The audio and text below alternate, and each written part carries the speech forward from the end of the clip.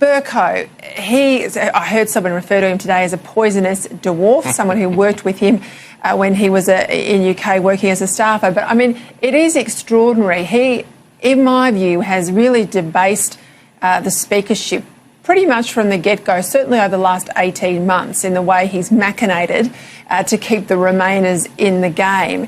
But in all of this, it's a terrible spectacle when a parliamentary democracy runs away from the vote on the floor of the Commons, but also runs away from the chance the people have to exercise their democratic will.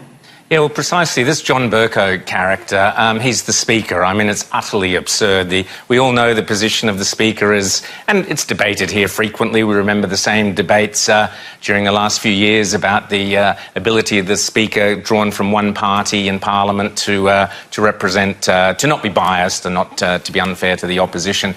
And most of our Speakers are pretty good, and most of our Speakers try and stick to that basic principle. This bloke is a complete comedian. He's made it very clear that he has no interest in Brexit ever occurring, and therefore he's using his position, Peter, and it's a powerful position because, as we saw today, he can just simply make up his mind like that. Oh, hang on, we're not going to debate this. Now, in this instance, he's correct in that he says there is precedent in the past that if the Speaker feels that it's no point having another debate again because it's going to be disruptive, sure.